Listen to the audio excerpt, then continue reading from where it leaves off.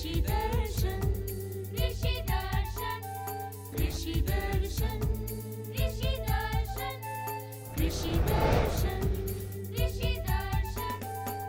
हरी चादर ये धरती ओढ़े, जोड़े सबसे प्रिय, क्या मानव और क्या पशु, भोजन सबका मिल। कृषि दर्शन कार्यक्रम में आप सभी किसान भाई बहनों का तहे दिल से स्वागत है। रूपा भोजी का जोहार, नमस्कार। तो चलिए आपको लिए चलते हैं कृषि समाचार की ओर, जहां आपको मिलेगी कृषि से संबंधित ढेरों जानकारी। नमस्कार, कृषि समाचार में आपका स्वागत है। मैं हूं प्रियंका। आइए देखते हैं आज कृषि समाचार में क्या है खास। सरकारी अनुदान एवं बैंक ऋण पर कामधेनु डेयरी फार्मिंग की योजना शुरू। सरकारी दर पर अधिक प्राप्ति केंद्र में हो रहा है धान विक्रय। लत्तेदार बोदी की खेती से बेहतर उत्पादन के लिए लगाए स्वर्ण श्वेता। अब समाचार विस्तार से। कोडरमा जिले के ग्रामीण क्षेत्रों में सरकारी अनुदान एवं बैंक ऋण पर कामधेनु डेयरी फार्मिंग की योजना 2 चरणों में क्रियान्वित की जा रही है। इच्छुक पशुपालक 16 दिसंबर तक जिला गव्य विकास कार्यालय कोडरमा से निशुल्क आवेदन प्रपत्र प्राप्त कर 23 दिसंबर तक आवेदन कर सकते हैं। इन योजनाओं का लाभ लेने के लिए कृषि विभाग द्वारा अधिस्थापित सिंगल विंडो सेंटर के माध्यम से भी आवेदन किया जा सकता है। किसान भाइयों, धान अधिप्राप्ति कंप्यूटरीकृत प्रणाली के माध्यम से किया जा रहा है। धान अधिप्राप्ति केवल पंजीकृत किसानों से ही किया जाएगा। जो किसान भाई सरकारी दर पर अधिप्राप्ति केंद्र में अपना धान विक्रय करना चाहते हैं, वे संबंधित अधिप्राप्ति केंद्र पर धान विक्रय कर सकते हैं। गोभी वर्गीय फसलों में पत्तियों को छेद करने वाले कीट लग जाएं, तो उपज की गुणवत्ता और मात्रा दोनों पर प्रतिकूल असर पड़ता है। किसान भाई गोभी में पत्र छेदक कीट के रोकथाम के लिए कार्बेरिल या पड़ान दवा से घोल बनाकर फसल पर छिड़काव करें। गोभी वर्गीय फसलों की गुणवत्ता और मात्रा को ध्यान में रखते हुए पत्र छेदक कीटों से बचाव बहुत ही जरूरी है। पत्र छेदक कीट से बचाव के लिए कार्बेरिल 1 मिलीलीटर प्रति लीटर पानी में घोल बनाकर और पड़ान के लिए 1 ग्राम प्रति लीटर पानी में घोल बनाकर छिड़काव करें। साथ ही 10 से 15 दिनों के अंतराल पर 3 छिड़काव करें। पत्र छेदक आ जाते हैं तो उसके लिए जो है 1 मिलीलीटर कार्बरिल प्लस जो है 1 ग्राम पड़ान, वो दे करके के जो है अच्छा तरह से 3 छिड़काव कम से कम करें और 10 से 15 दिन का अंतराल रखें। इससे जो है किसानों को जो है मुक्ति मिल जाएगी। लत्तेदार बोदी की खेती से अधिकाधिक उत्पादन लेने के लिए 15 किलोग्राम बीज प्रति हेक्टेयर की दर से लगाएं। कतार से कतार 75 सेंटीमीटर और पौधे से पौधे 15 सेंटीमीटर की दूरी रखें। बेहतर उत्पादन के लिए बिरसा श्वेता, स्वर्ण हरिता लगाएं। किसान भाई लत्तेदार बोदी की खेती के लिए अच्छे जल निकास वाली दोमट या थोड़ी चिकनी मिट्टी उत्तम है। यह ध्यान रहे कि लत्तर वाली किस्मों को झाग पर चढ़ाएं। साथ ही हल्की दोमट मिट्टी में 8 से 10 दिनों पर, भारी दोमट मिट्टी में 12 दिनों पर सिंचाई करते रहें। किसान भाई आलू के कंद कोड़ने के लिए बिरसा पोटैटो नामक कृषि यंत्र का प्रयोग कर सकते हैं। इसकी कार्य क्षमता 60 से 70 डेसिमल प्रतिदिन है। आज की विशेष जानकारी है प्याज फसल में कीट नियंत्रण के बारे में। किसान भाई, यदि आप प्याज की खेती कर रहे हैं या करने जा रहे हैं तो अपनी फसल को कीटों के प्रकोप से मुक्त रखने के लिए ट्राइकोडर्मा का व्यवहार करें। इसके लिए गोबर खाद में 5 किलोग्राम ट्राइकोडर्मा मिलाकर प्रति हेक्टेयर की दर से खेत में डालें। इस मिश्रण को नर्सरी और खेत दोनों जगह दिया जा सकता है। और अब एक नजर राज्य के 5 प्रमुख शहरों के मौसम के मिजाज पर। आज राज्य के 5 प्रमुख नगरों के अधिकतम और न्यूनतम तापमान कुछ इस प्रकार दर्ज किए गए। रांची का अधिकतम तापमान 27 डिग्री सेल्सियस और न्यूनतम 14 डिग्री सेल्सियस। जमशेदपुर का अधिकतम तापमान 31 डिग्री सेल्सियस और न्यूनतम 14 डिग्री सेल्सियस। मेदिनीनगर का अधिकतम तापमान 28 डिग्री सेल्सियस और न्यूनतम 13 डिग्री सेल्सियस। देवघर का अधिकतम तापमान 27 डिग्री सेल्सियस और न्यूनतम 14 डिग्री सेल्सियस। धनबाद का अधिकतम तापमान 29 डिग्री सेल्सियस और न्यूनतम 14 डिग्री सेल्सियस रहा।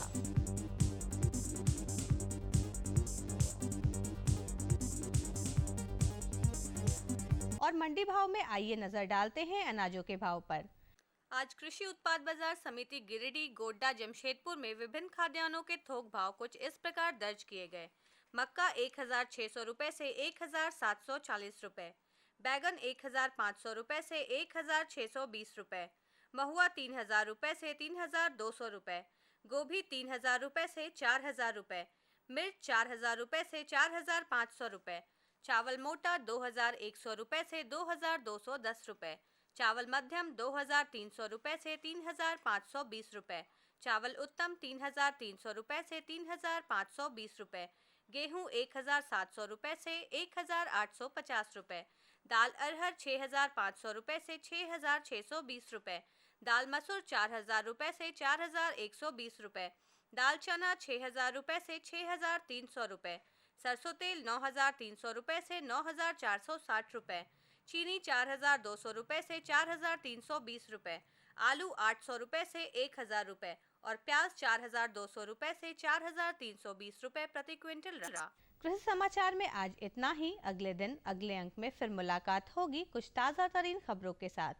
तब तक के लिए दीजिए इजाजत। नमस्कार, जोहार। अभी आप देख रहे थे कृषि समाचार, जिसके अंतर्गत आपने जानकारी ली मंडी के भाव के बारे में, मौसम के मिजाज के बारे में और तरह तरह की खेती बाड़ी के बारे में। वक्त हो चला है एक छोटे से विराम का। कहीं जाइएगा नहीं, क्योंकि कुछ खास जानकारी आपके लिए हम लेकर आ रहे हैं। नई तकनीक सभी को अच्छी लगती है। मैंने भी अपने खेत की तैयारी, बुआई, जुताई, गहाई वगैरह के लिए छोटी मशीनें अपनी जरूरत के हिसाब से खरीदी। मैंने अपने खेतों में मशीन का प्रयोग किया तो काम जल्दी और आसान हो गया। खेती में मशीनों के इस्तेमाल के बाद मुझे मिली भरपूर पैदावार और ज्यादा मुनाफा। छोटी मशीनें तो हमारी अपनी अपनी हैं, लेकिन बड़ी मशीनें हमने समूह बनाकर खरीदी। किसान भाइयों और बहनों, आप भी उन्नत मशीनों और उपकरणों की खरीद पर वित्तीय सहायता का लाभ उठाएं, अपनी आमदनी बढ़ाएं और खुशहाली पाएं।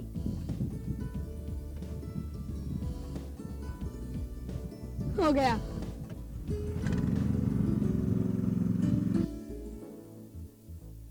मैंने सोच लिया है, मैं तुझे कृषि का इंजीनियर ही बनाऊंगा।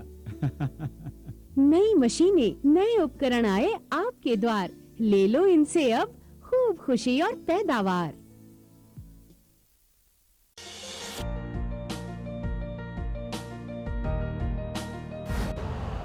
यूरिया का स्वदेशी उत्पादन 70 लाख टन बढ़ाने के लिए 6 उर्वरक संयंत्रों का उद्धार किया जा रहा है। FCIL के गोरखपुर, सिंदरी, तलचर और रामागुंडम संयंत्र, HFCL की बरौनी इकाई और BVFCL की नामरू फोर्थ। सोने पर सुहागा ये है कि देश में अब बनेगा सिर्फ नीम लेपित यूरिया, क्योंकि इससे होगा किसानों का फायदा ही फायदा। अनाज का उत्पादन 10% तक बढ़ेगा। बढ़ेगी 10 से 15% नाइट्रोजन क्षमता।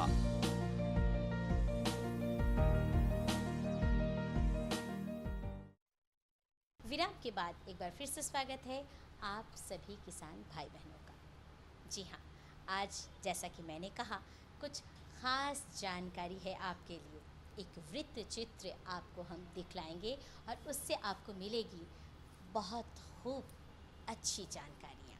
जी हाँ, पोषण वाटिका सह जैविक खेती के बारे में हम आपको जानकारी दिलवाने जा रहे हैं वृत्त चित्र के माध्यम से। ज़रा गौर से देखिए, समझिए, सुनिए और अमल कीजिए। ये सच है कि हरित क्रांति के बाद फसलों की पैदावार बढ़ाने के लिए खेतों में अंधाधुंध रासायनिक खादों का प्रयोग शुरू हुआ। रासायनिक खाद एवं रासायनिक कीटनाशकों के प्रयोग से फसलों की पैदावार तो बढ़ी, परंतु इसके दुष्परिणाम भी सामने आए। इससे जहां खाद्यान्न की पौष्टिकता, स्वाद एवं गुणवत्ता में कमी आई, वहीं इससे हमारी खेती योग्य भूमि भी खासी प्रभावित हुई। इससे हमारी भूमि की उर्वरा शक्ति में भी कमी आई। इतना ही नहीं, इसने हमारे पर्यावरण को भी प्रदूषित किया और इन सब का नतीजा ये हुआ कि इसने हमारे स्वास्थ्य पर भी बहुत ही बुरा प्रभाव डाला। इसके प्रयोग से गंभीर बीमारियों ने इंसानों को अपने चपेट में लेना शुरू कर दिया और इसी खेती के दुष्परिणाम से बचने के लिए वैज्ञानिकों ने जो विकल्प किसानों के सामने पेश किया, वो विकल्प है जैविक खेती का। जैविक खेती प्रकृति से जुड़ी एक ऐसी खेती की पद्धति है जिसमें रासायनिक खाद एवं कीटनाशकों की जगह जैविक खाद एवं जैविक कीटनाशकों का प्रयोग होता है। ऐसी खेती में पशुओं की अहमियत बढ़ जाती है। अतः जैविक खेती के लाभ को समझते हुए देश में इन दिनों ऐसी खेती को अपनाया जा रहा है और झारखंड राज्य में भी इस खेती का खासा असर देखने को मिल रहा है। और अगर बात करें दुमका जिले के फिटकुरिया गांव की, तो यहाँ के किसान जैविक खेती को अपनाकर आर्थिक लाभ के साथ साथ अपने स्वास्थ्य की भी रक्षा कर रहे हैं। इस जमीन में कुछ नहीं होता था, इसके बाद आस्ते आस्ते मैंने धीरे धीरे हम लोग अपना गोबर का प्रयोग किए। इसके बाद ग्राम उत्थान की तहत से, एकल विद्यालय की तहत से हमारे आए दुमका से पशुपति जी, और उसने बताया कि जैविक खाद की प्रयोग करो और कीटनाशक नियंत्रण बनाए गौमूत्र से। तो अभी हम लोग जो है बेड का प्रयोग करते हैं और केचुआ खाद भी डालते हैं। बेड बनाने का विधि भी बताया हम लोग को। 3 फीट चौड़ा, 2-2.5 फीट गड्ढा, 7 फीट लंबा, एक बेड हुआ। जैविक खेती अपनाने से पहले इस गांव की स्थिति अत्यंत दयनीय थी। यहाँ खेती नगण्य थी। पेट भरने के लिए लोगों को अनाज तक नसीब नहीं होता था। लोग यहाँ गुंदली, खजूर आदि के फल खाकर अपनी भूख मिटाते थे। लेकिन बदलते वक्त के साथ यहाँ के लोगों ने जैविक पद्धति से खेती को अपनाया और अपने अनाज की जरूरतों को पूरा करना सीखा और अपने स्वास्थ्य की भी रक्षा की। कुछ खेती नहीं था इस जगह, सिर्फ यही कभी कुर्सी देता था तो होता था, नहीं होता था।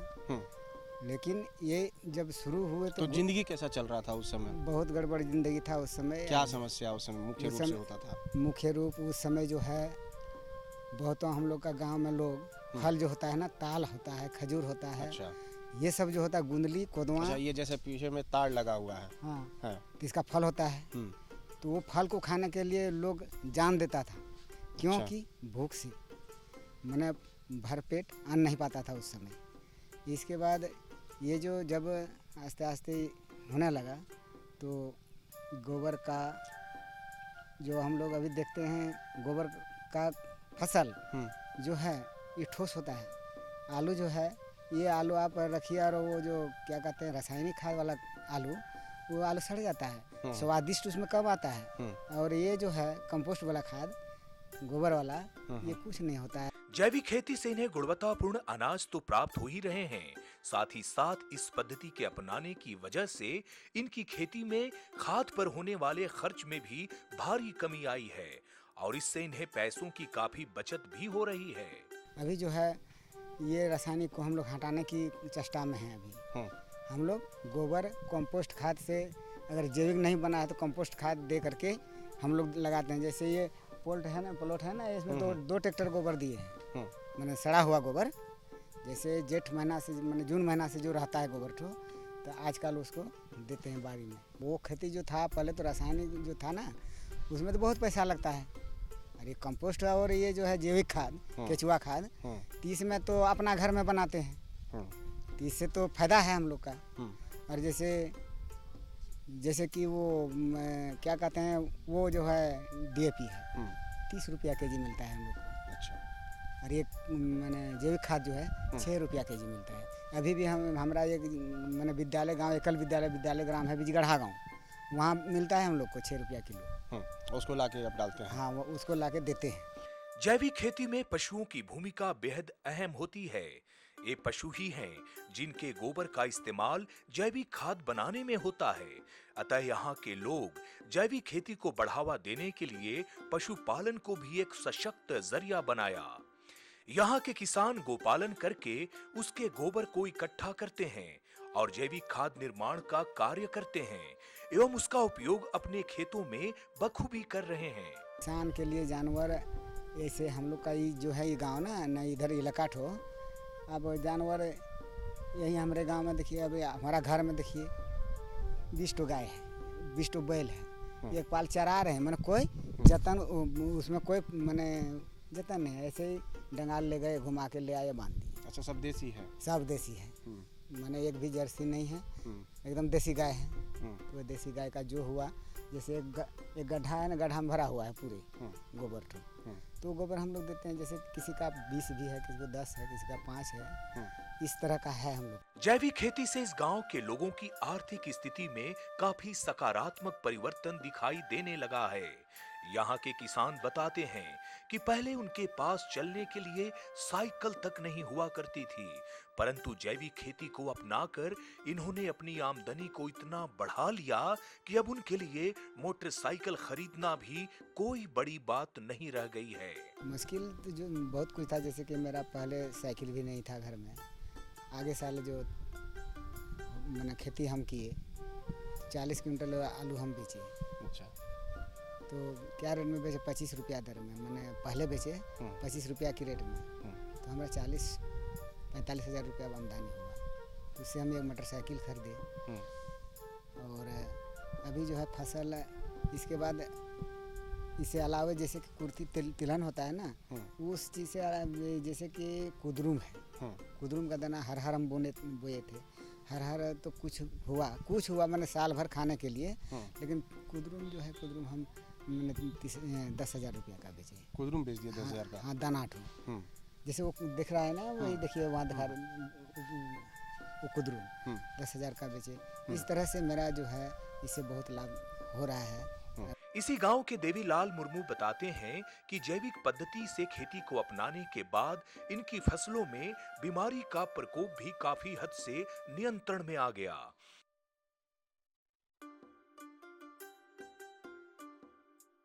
पहले ये रासायनिक दवाओं का प्रयोग करते थे, जिसके कई दुष्परिणाम भी थे, लेकिन जैविक पद्धति से बनाई गई दवाओं के प्रयोग से कीटों का नियंत्रण बिना किसी हानि के भी संभव हो गया। देखिए, इसमें बहुत कुछ बदलाव हो रहा है, बीमारी में कुछ कमी आई है फसल में भी। पहले क्या हो रहा था? पहले बीमारी खूब होता था, और उसमें उस समय हम लोग रासायनिक भी डालते थे। तब जब गौमूत्र द्वारा गो अर्क तैयार करके हमने डालने लगा, तो अब बीमारी नहीं होने लगता है। देवीलाल मुर्मू ने जब से जैविक पद्धति की खेती को अपनाया, तब से इनकी आमदनी भी बढ़ी, साथ ही साथ इनके खाद्य पदार्थों की गुणवत्ता भी बढ़ी। बदलाव तो कुछ हुआ है, पैसा का भी थोड़ा मैंने इसमें ज़्यादा कीमत मिलता है, जो जैविक खेती से जो उपज होता है उसका दाम भी ज़्यादा मिलता है। हम लोग प्रचार करते हैं कि इसका मैंने भोजन में स्वादिष्ट भी है, सब्जी का शरीर के लिए भी लाभदायक है, और यही सब फायदा हुआ है। इसी जैविक खेती की वजह से देवीलाल मुर्मू की आमदनी इतनी बढ़ गई कि वो अपने बच्चों को अच्छी शिक्षा दिलाने में भी समर्थ हैं। वो इसकी आमदनी से अपने बच्चों की पढ़ाई पूरी करने की काफी हिम्मत रखने लगे हैं। शिक्षा में पढ़ाई में करते हैं, अभी तो प्राइवेट स्कूल पढ़ाए, उसी में पढ़ाई कराते हैं बच्चा सबको। उनको ज़िंदगी मैंने पढ़ाने का, मैंने शिक्षा करवाने, अभी भी पढ़ा रहे हैं, शिक्षा दिला रहे हैं सब बच्चा को। जहाँ तक पढ़ना चाहिए, जहाँ तक मेरा दम रहेगा उसको पढ़ाने का, वहाँ तक कराएंगे और छोड़ेंगे नहीं, जब तक उसको अंतिम छोर तक पहुँचाएंगे, ये मेरा सोच है। इसी तरह से इस गांव के ही एक और वृद्ध किसान कारू पंजियारा बताते हैं कि पहले यहाँ खेती की स्थिति बेहद खराब थी।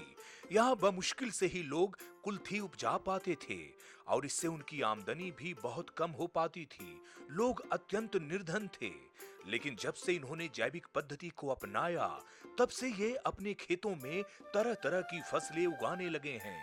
ये खेत का हालत बहुत खराब था, कुछ नहीं उपजता था। तो इसमें गोबर डाले पुरकस, और गोबर दे के चास हम लोग उपजाए।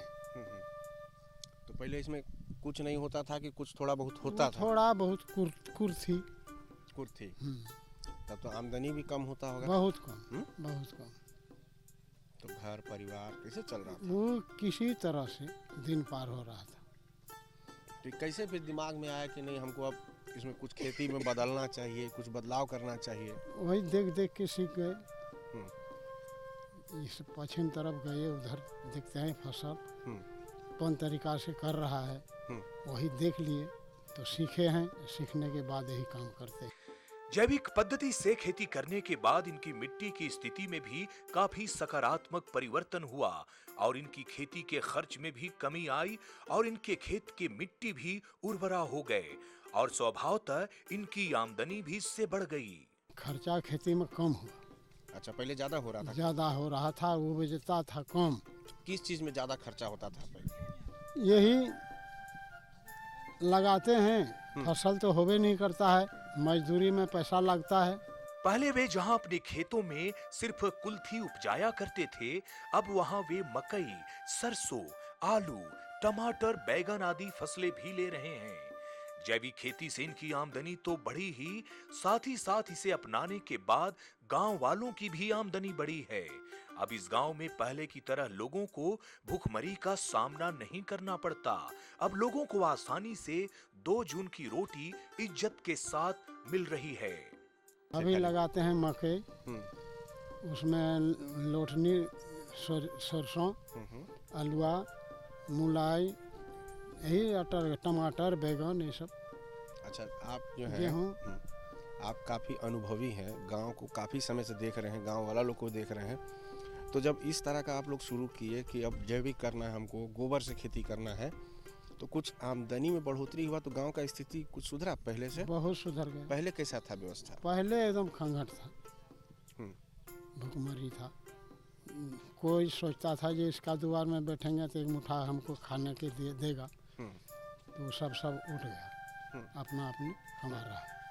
और अब कैसा स्थिति है? अभी ठीक है, पढ़ाई लिखाई, चाष बास सब ठीक है। आज फिटकोरिया गांव में जैविक खेती का प्रभाव साफ दिखने लगा है। लोगों ने जैविक पद्धति को अपनाने के बाद गांव में एकल विद्यालय अभियान में भी बहुत बड़ा योगदान दिया है। ये इस अभियान की ही देन है कि यहाँ के लोगों ने जानवर के गोबर की उपयोगिता को समझा और उसे उर्वरक के तौर पर प्रयोग किया।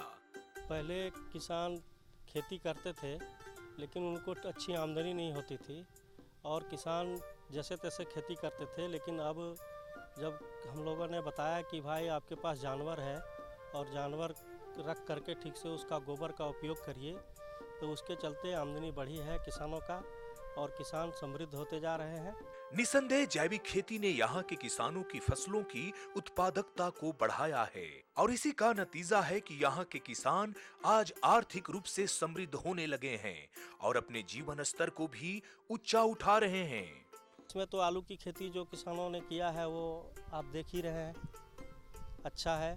और आने वाले दिनों में और किसानों के साथ हम संपर्क बढ़ा रहे हैं और किसान से हर समय बैठ करके बातचीत कर रहे हैं और किसान फिर अग्रेसिव हो रहे हैं उस ओर कि हम आर्थिक रूप से बदलाव यही है किसानों का कि वो समृद्ध हो रहे हैं, अच्छे विद्यालयों में बच्चे पढ़ रहे हैं उनके, और खान पान में भी बदलाव आया है। इस तरह से जैविक खेती को अपनाकर फिटकोरिया गांव के किसान रासायनिक खाद से होने वाले दुष्परिणामों से अपनी फसल, अपनी मिट्टी, पर्यावरण तथा मानव स्वास्थ्य की रक्षा कर रहे हैं। जैविक खेती से फसलों की पैदावार तो बढ़ ही रही है, इससे खाद्यान्न की गुणवत्ता भी बढ़ी है और यही वजह है कि बाजार में इनकी कीमतें भी बढ़ी है। अतः यह किसानों की आमदनी बढ़ाने का एक सर्वोत्तम जरिया बन गया है। फिटकोरिया गांव में जैविक खेती ने किसानों की स्थिति को पूर्णतः बदल दिया है। गांव की तस्वीर और तकदीर दोनों बदलने लगी है। यहाँ के किसानों के जीवन से गरीबी का अंधियारा मिटने लगा है तथा समृद्धि के प्रकाश से पूरा गांव प्रकाशमान हो रहा है। तो कैसी रही? अच्छी थी ना जानकारी? आपको अच्छा लगा होगा ज़रूर ये वृत्त चित्र। तो जानकारियाँ तो हमारे पास और भी रहता है, लेकिन जैसा कि आपको मालूम है कि वक्त का तकाजा है। आज की जानकारी हम यहीं तक रख सकते हैं, लेकिन अगली जानकारी ये हमारा वादा है कि हम आपको अगले अंक में ज़रूर दिलवाएंगे। तब तक फटाफट कागज़ और कलम उठाइए और हमारा पता नोट कीजिए ताकि आप अपने सुझाव और समस्या हम तक लिखकर भेज सकें। हमारा पता है कार्यक्रम कृषि दर्शन कृषि प्रकोष्ठ द्वारा केंद्र निदेशक दूरदर्शन केंद्र रातू रोड रांची, पिन संख्या 834001। तो हमें रहेगा आपके खतों का बेसब्री से इंतज़ार। लिखना बिल्कुल मत भूलिएगा। तब तक मुझे और मेरी पूरी टीम को दीजिए इजाज़त। नमस्कार।